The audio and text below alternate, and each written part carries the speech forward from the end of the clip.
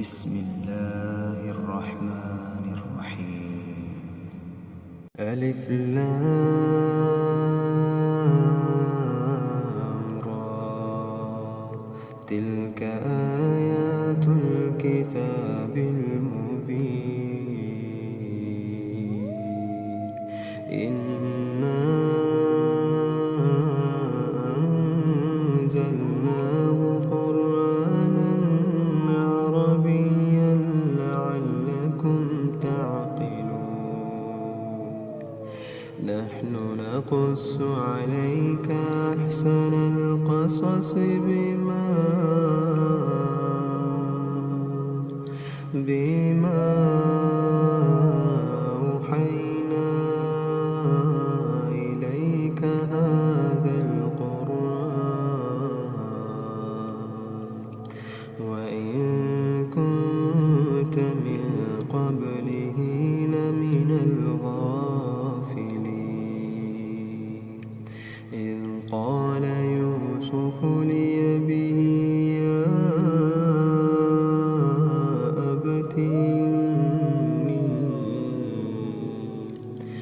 يا أبت إني رأيت 11 كوكبا والشمس والقمر رأيتهم لي ساجدين. قال يا بني لا تقصص رؤياك على إخوتك فيكيدوا لك كيدا، إن الشيطان للإنسان عدو مبين. وكذلك يجتبيك ربك ويعلمك من تأويل الأحاديث ويتم نعمته عليك وعلى آل يعقوب كما أتمها على أبويك من قبل إبراهيم وإسحاق، إن ربك عليم حكيم. لقد كان في يوسف وإخوته آيات للسائلين، إذ قالوا ليوسف وأخوه أحب إلى أبينا منا ونحن عصبة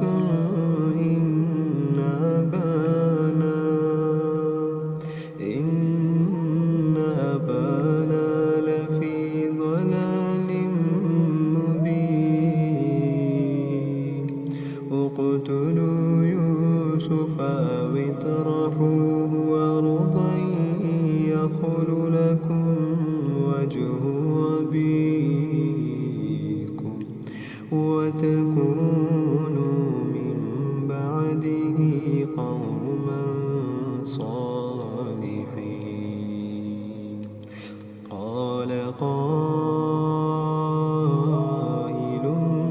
منهم لا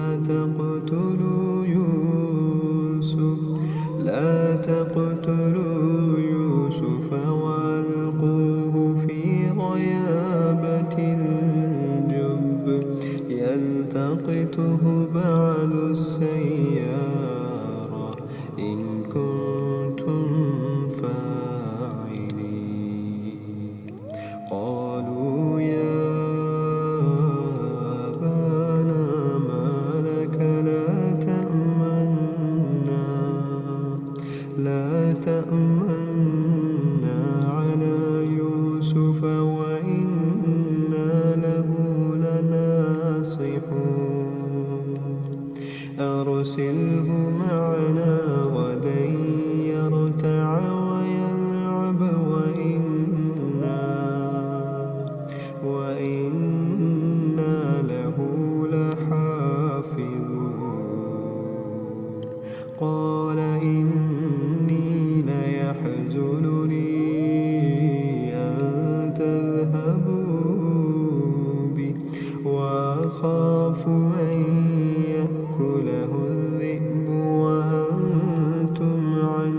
غافلون قالوا لئن أكله الذئب ونحن عصبة إنا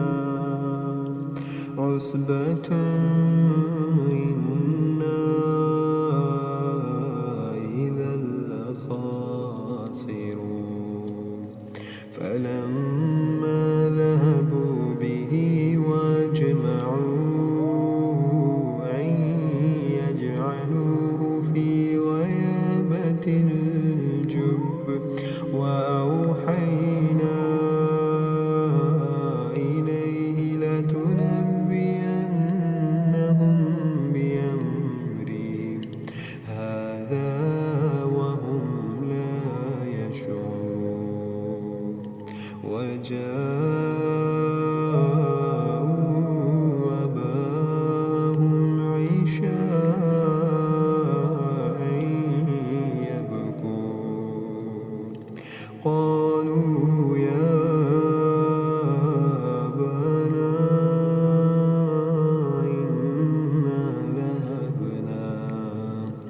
إنا ذهبنا نستبق وتركنا يوسف عند متاعنا فأكله الذئب وما أنت بمؤمن لنا ولو كنا صادقين وجاءوا على قميصه بدم كذب قال بل سولت لكم أنفسكم أمرا فصبر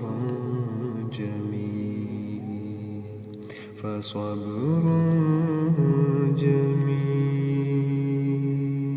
والله المستعان على ما تصفون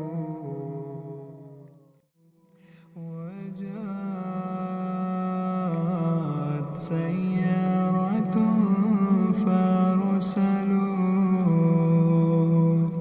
فأرسلوا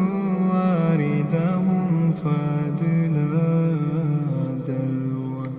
قال يا بشرى هذا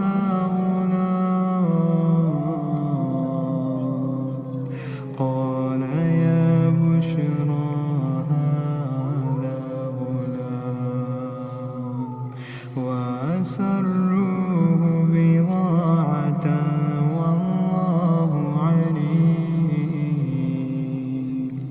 والله عليم بما يعملون وشروه بثمن بخس دراهم معدودة وكانوا فيه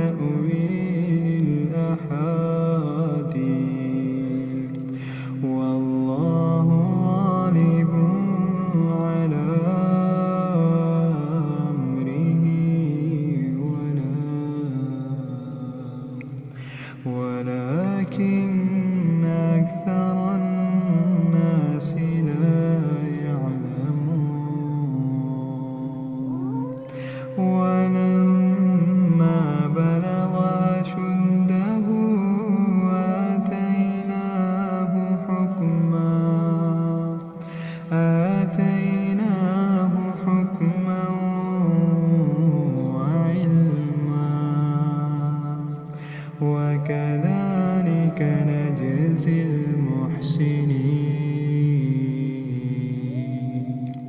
وراودته التي هو في بيتها عن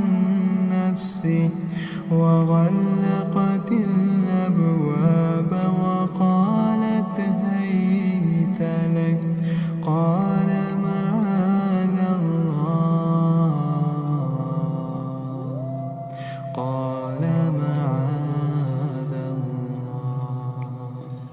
إنه ربي أحسن مثواي إنه لا يفلح الظالمون ولقد همت به وهم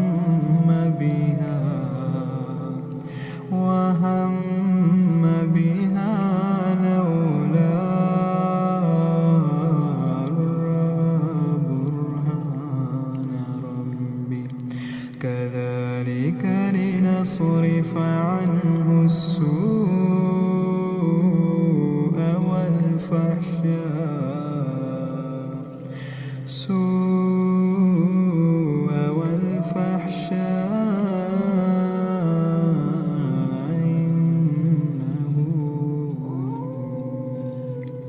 إنه من عبادنا المخلصين واستبق الباب وقدت قميصه من دبر وألف يا سيدها لدى الباب قالت ما جزاء من أراد بأهلك سوءا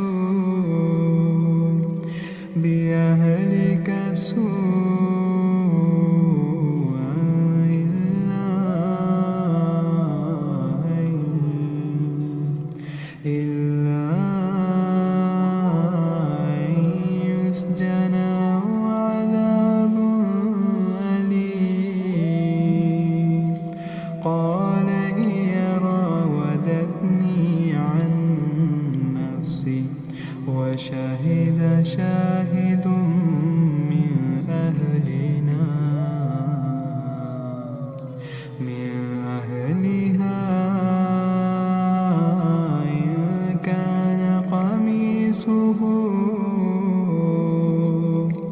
إن كان قميصه قد من قبل فصدقت وهو من الكاذبين وإن كان قميصه قد من دبر فكذبت وهو من الصادقين فلما رأى قميصه قد من دبر قال إنه من كيدكن إن كيدكن عظيم يوسف أعرض عن هذا واستغفري لذنبك إنك كنت من الخاطئين يوسف أعرض عن هذا واستغفري لذنبك إنك كنت من الخاطئين وقال نسوة في المدينة امرأة العزيز تراود فتاها عن نفسه قد شغفها حبا شغفها حبا إنا لنراها في ضلال مبين فلما سمعت بمكرهن أرسلت إليهن وأعتدت لهن متكئا وآتت كل واحدة منهن سكينا وقالت اخرج عليهن فلما رأينه أكبرنه وقطعن أيديهن وقلن حاش لله ما هذا بشرا إن هذا إلا ملك كريم قالت فذلكن الذي لمتنني فيه ولقد راودته عن نفسه فاستعصم ولئن لم يفعل ما آمره ليسجنن وليكونا من الصاغرين قال رب السجن أحب إلي مما يدعونني إليه وإلا تصرف عني كيدهن أصب إليهن وأكن من الجاهلين فاستجاب له ربه فصرف عنه كيدهن إنه هو السميع العليم ثم بدا لهم من بعد ما رأوا الآيات ليسجننه حتى حين ودخل معه السجن فتيان قال أحدهما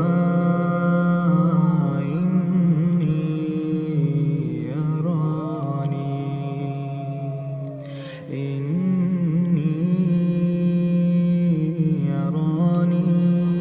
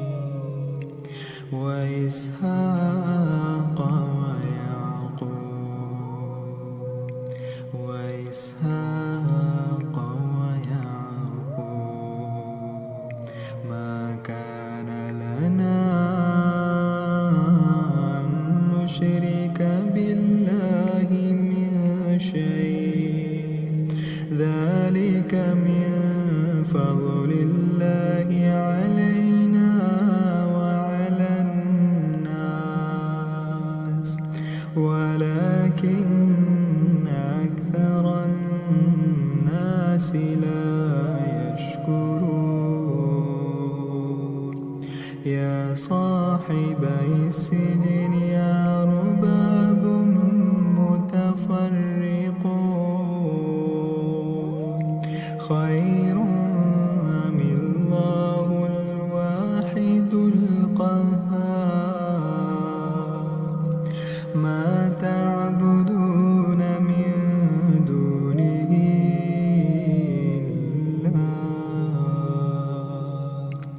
إلا أسماء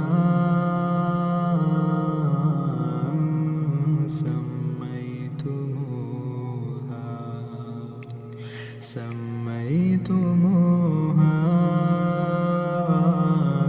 أنتم وآباؤكم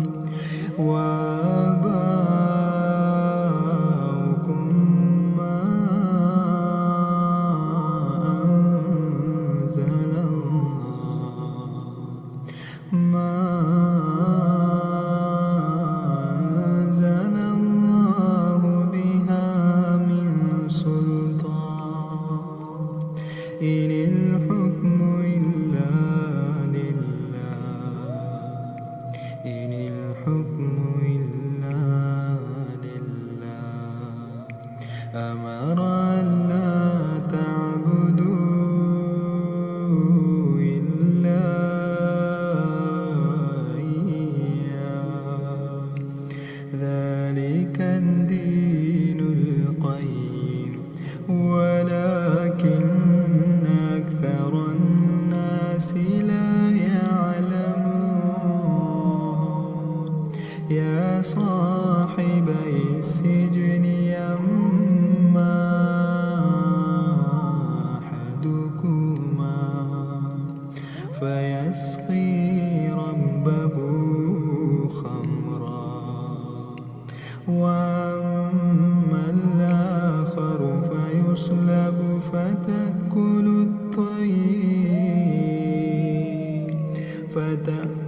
الطير من رأسه قضي الأمر الذي فيه تستفتيان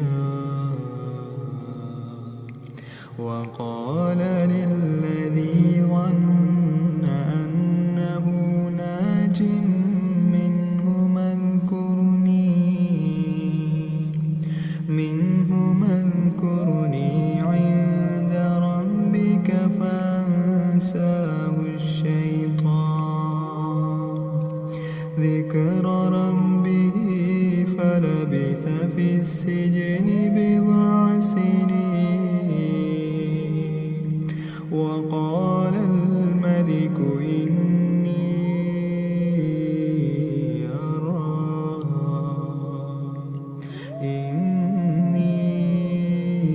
أرى 7 بقرات سمان يأكلهن 7 عجاف و7 سنبلات خضر وأخر يابسات يا أيها الملأ وافتوني في رؤياي إن كنتم للرؤيا تعبرون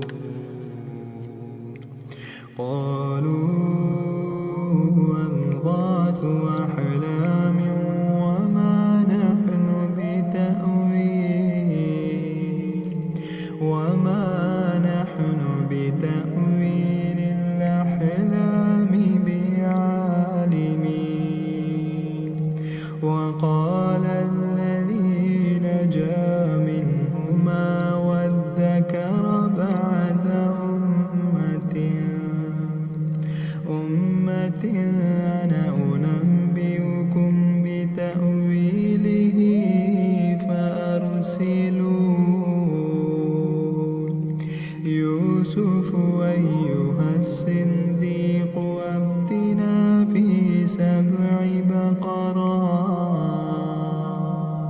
سمان يأكلهن سبع عجاف وسبع سنبلات خضر وأخر يابسات لعلي يرجع إلى الناس لعلهم يعلمون قال تزرعون 7 سنين دابا فما حسدتم فذروه في سنبله إلا قليلا مما تأكلون ثم يأتي من بعد ذلك 7 شداد يأكلن ما قدمتم لهن إلا قليلا مما تحسنون ثم يأتي من بعد ذلك عام فيه يغاث الناس وفيه يعصرون وقال الملك ائتوني به فلما جاءه الرسول قال ارجع إلى ربك فاسأله ما بال النسوة اللاتي قطعن أيديهن إن ربي بكيدهن عليم قال ما خطبكن إذ راوتن يوسف عن نفسه قال ما خطبكن إذ راوتن يوسف عن نفسه قلنا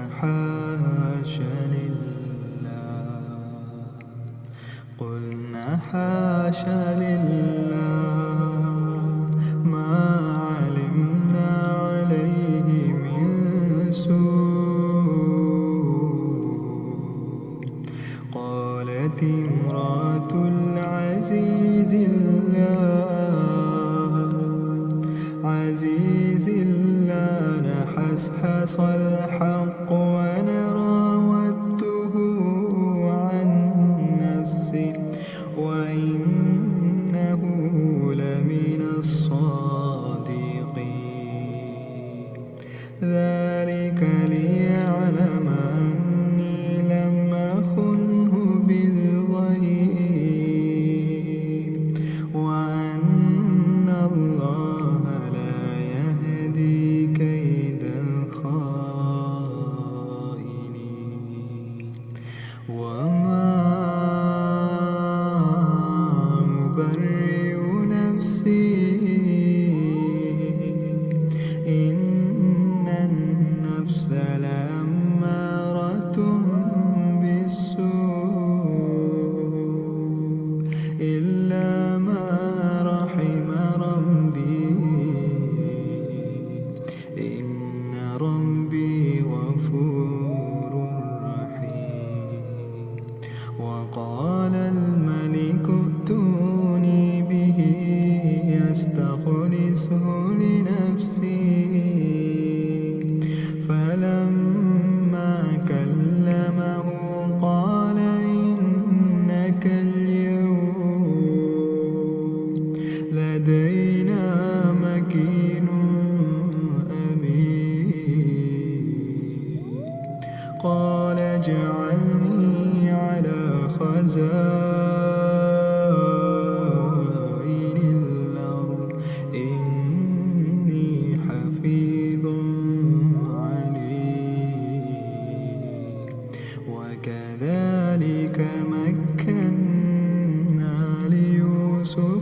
في الأرض يتبوأ منها حيث يشاء نصيب برحمتنا من نشاء ولا نضيع أجر المحسنين ولأجر الآخرة خير للذين آمنوا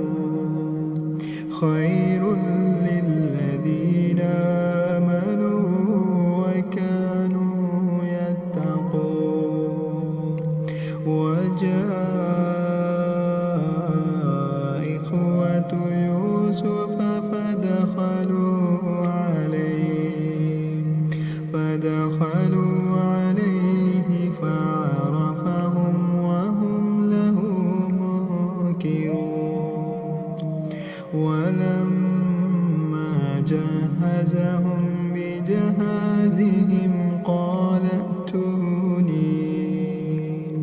بأخ لكم من أبيكم ألا ترون أني أوفي الكيل وأنا خير المنزلين فإن لم تأتوني به فلا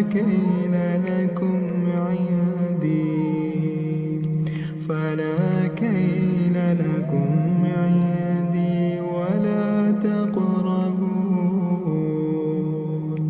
قالوا سنراود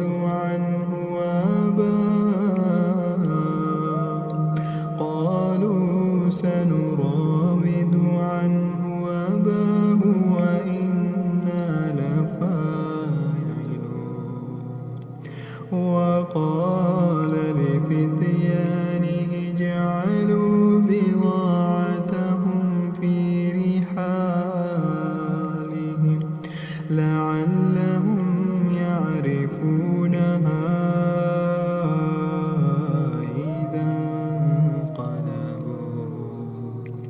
إذا انقلبوا إلى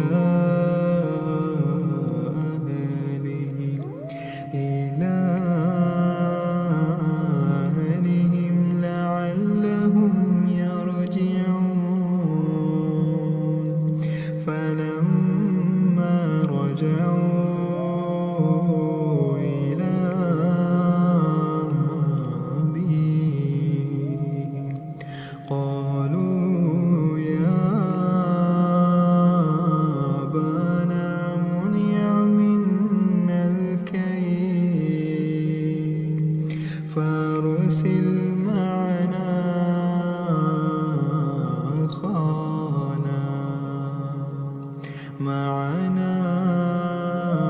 أخانا نكتل وإنا له لحافظون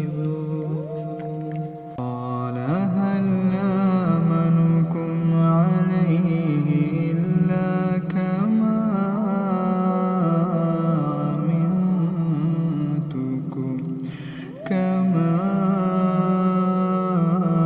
أمنتكم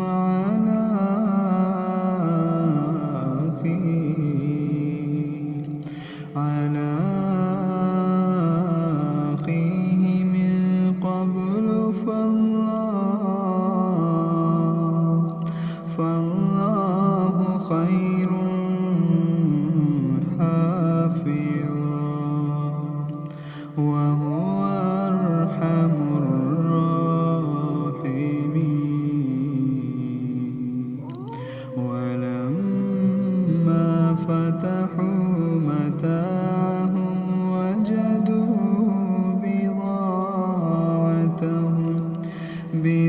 بضاعتهم ردت إليهم قالوا يا أبانا ما نبغي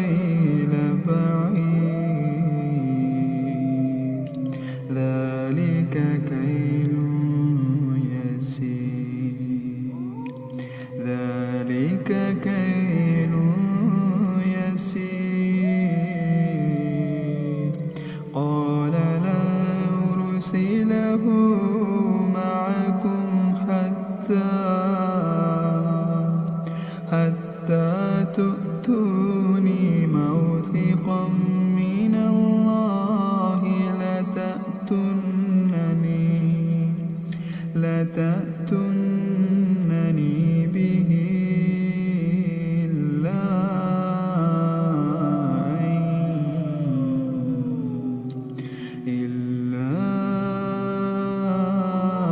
أن يحاط بكم فلما آتوه موثقهم قال الله على ما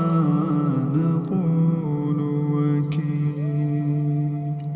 وقال يا بني لا تدخلوا من باب واحد وادخلوه من أبواب متفرقة وما أغني عنكم من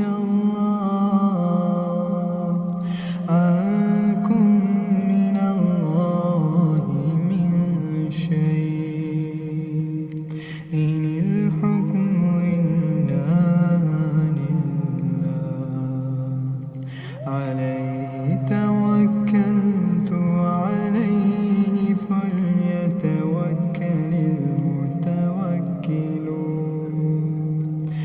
ولما دخلوا من حيث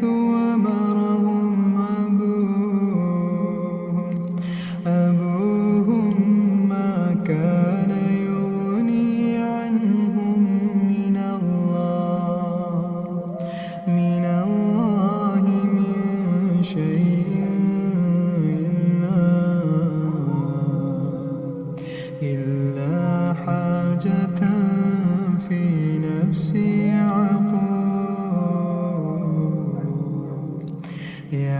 يعقوب قضاها وإنه لذو علم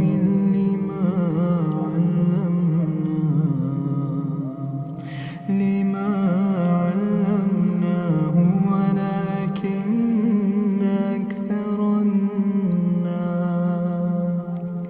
ولكن أكثر الناس لا يعلمون. ولما دخلوا على يوسف آوى إليه أخاه قال إني أنا أخوك فلا تبتئس بما كانوا يعملون. فلما جهزهم بجهازهم جعل السقاية في رحل أخيه ثم أذن مؤذن أيتها العير إنكم لسارقون. قالوا وأقبلوا عليهم ماذا تفقدون قالوا نفقد صواع الملك ولمن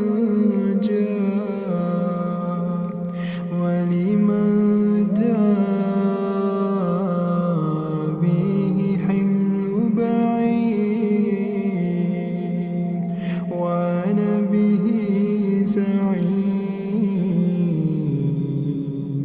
قالوا تالله لقد علمتم ما جئنا لنفسد في الأرض وما كنا سارقين. قالوا فما جزاؤه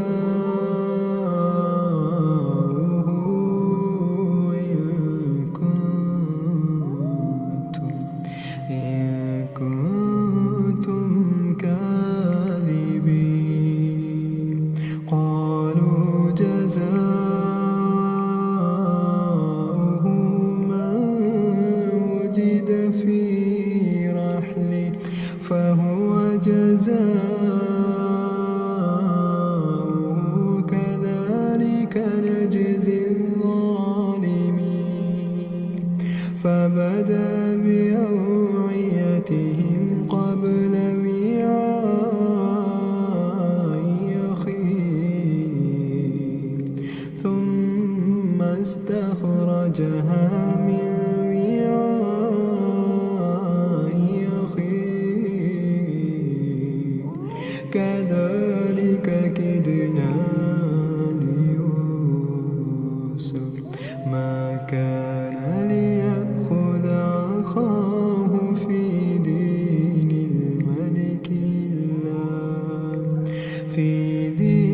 الملك إلا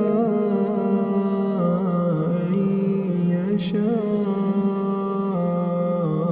الله نرفع درجات من نشاء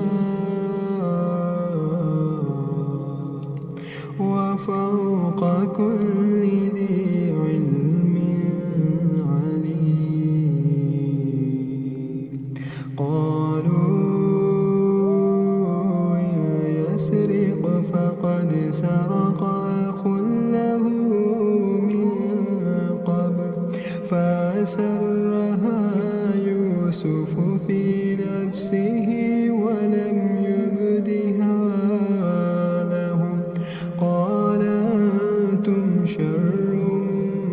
مكانا والله أعلم بما تصفون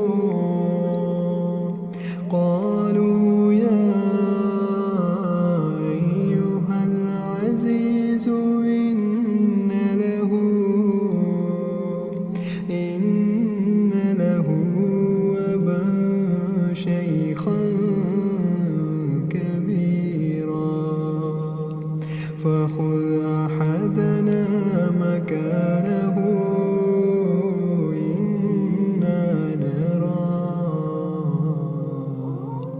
إنا نراك من المحسنين قال معاذ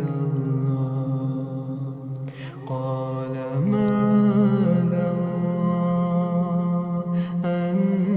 نأخذ إلا من وجدنا متاعنا عنده إنا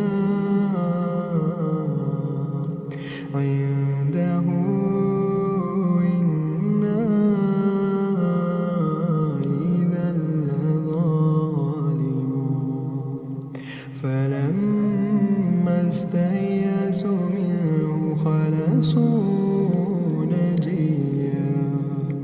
قال كبيرهم ألم تعلموا أن أباكم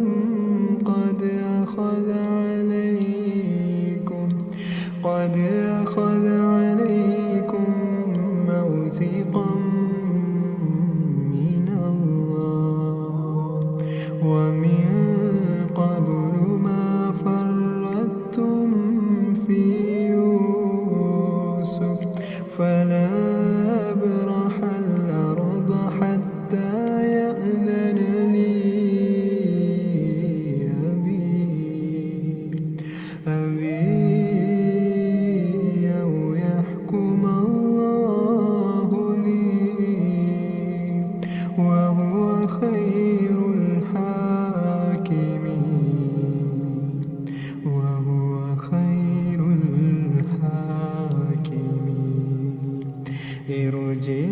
ارجعوا إلى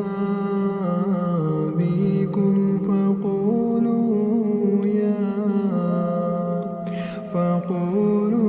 يا أبانا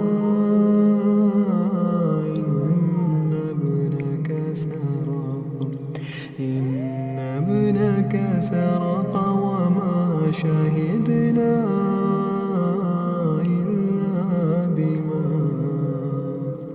إلا بما علمنا وما كنا للغيب حافظين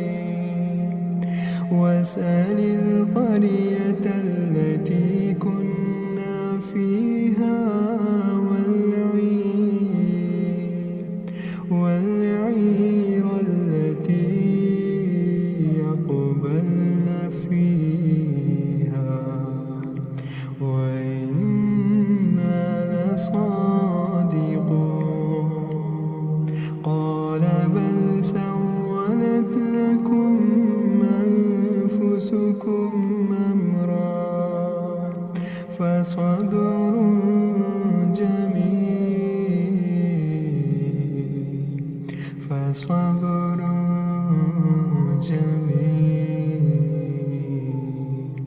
عسى الله أن يأتيني بهم جميعا إنه هو العليم الحكيم وتولى عنهم وقال يا أسفا على يوسف وابيضت عيناه من الحزن فهو كظيم قالوا تالله تفتأ تذكر يوسف حتى تكون حرضا أو تكون من الجاهلين حتى تكون حرضا أو تكون من الهالكين قال إنما أشكو بثي قال إنما أشكو بثي وحزني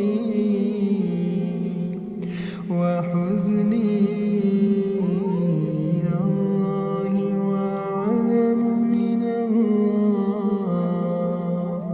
وأعلم من الله ما لا تعلمون يا بني اذهبوا فتحسسوا من يوسف وأخيه ولا تيأسوا من روح الله إنه لا ييأس من روح الله إلا القوم الكافرون فلما دخلوا عليه قالوا يا أيها العزيز مسنا وأهلنا الضر وجئنا ببضاعة مزجنة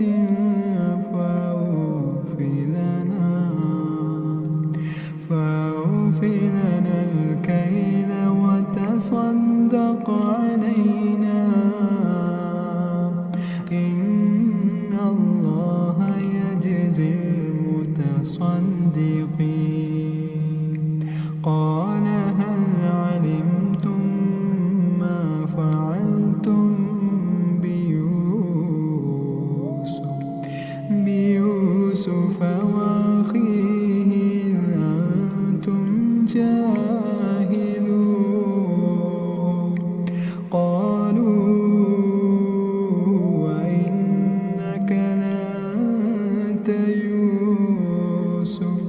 قال أنا يوسف وهذا أخي قد من الله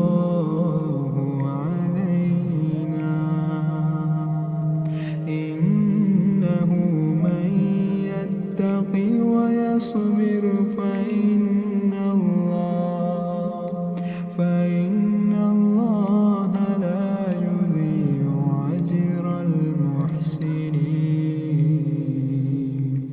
قالوا تالله لقد آثرك الله علينا وإن كنا لخاطئين قال لا تثريب عليكم اليوم يغفر الله لكم وهو أرحم الراحمين اذهبوا بقميصي هذا فألقوه على وجه أبي يأت بصيرا وأتوني بأهلكم أجمعين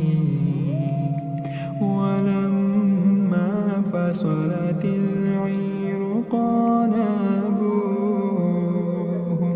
إني لأجد ريح يوسف لولا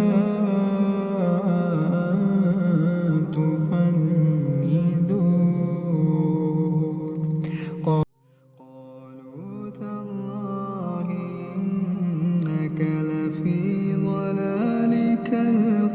القديم فلما جاء البشير ألقاه على وجهه فارتد بصيرا قال ألم أقل لكم إني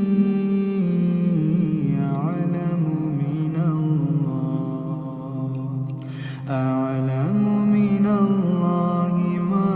لا تعلمون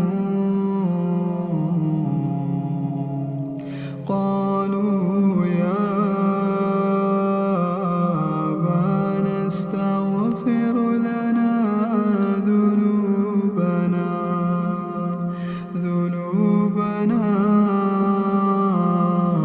إنا كنا خاطئين قال سوف أستغفر لكم ربي إنه هو الغفور الرحيم فلما دخلوا على يوسف آوى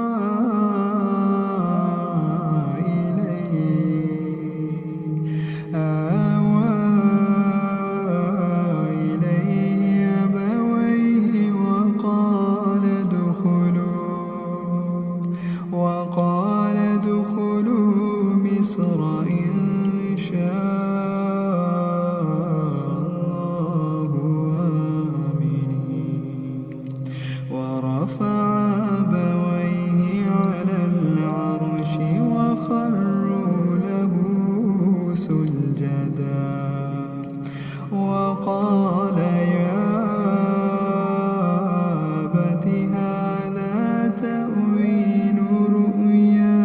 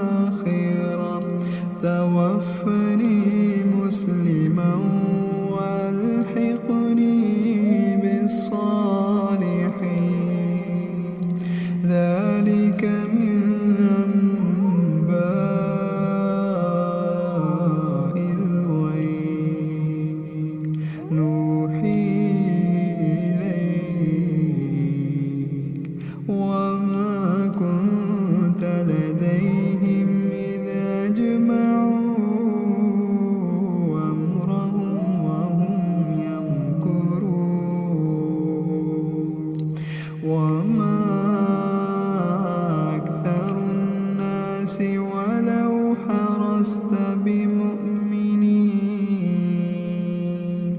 وما تسألهم عليه من أجر إن هو إلا ذكر للعالمين وكأين من آية في السماوات والأرض يمرون عليها وهم عنها معرضون وما يؤمن أكثرهم بالله إلا وهم مشركون أفأمنوا أن تأتيهم غاشية من عذاب الله أو تأتيهم الساعة بغتة وهم لا يشعرون قل هذه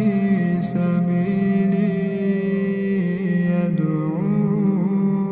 يدعو إلى الله على بصيرة أنا ومن اتبعني وسبحان الله وما أنا من المشركين وما أرسلنا من قبلك إلا رجالا نوحي إليهم من أهل القرى أفلم يسيروا في الأرض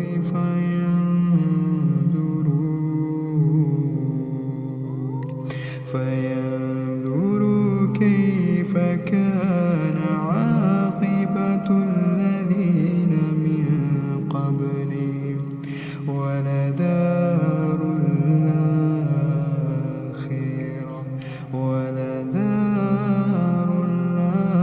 الآخرة خير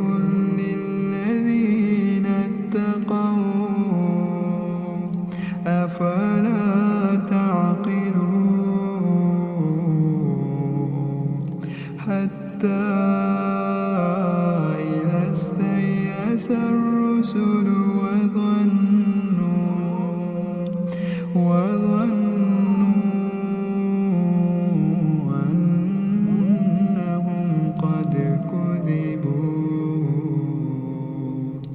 قد كذبوا جاءهم نصرنا